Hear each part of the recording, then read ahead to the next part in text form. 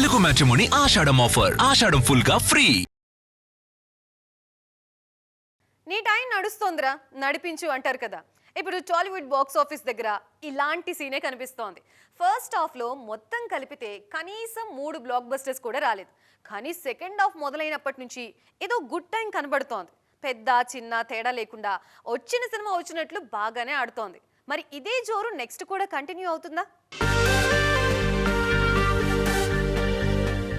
గత నెల రోజులుగా బాక్సాఫీస్ దగ్గర మంచి టైం నడుస్తుంది.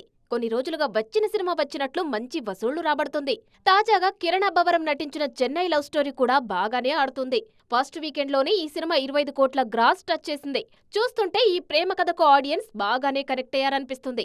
దీనికి ముందు లెనిన్ కూడా బాగా ఆడింది. అఖిల్ 10 ఏళ్ల నిరీక్షణకు తెరదించుతూ మంచి విజయాన్ని అందించింది లెనిన్.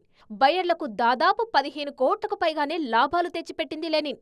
అన్నపూర్ణ స్టూడియోస్, సితారా సంయుక్తంగా నిర్మించిన లెనిన్ ఫస్ట్ డే నుంచే పాజిటివ్ టాక్ తో దూసుకుపోయింది. ఇక లెనిన్ కంటే ముందే జూన్లోనే మా ఇంటి బంగారం బాక్సాఫీస్ ను షేక్ చేసింది.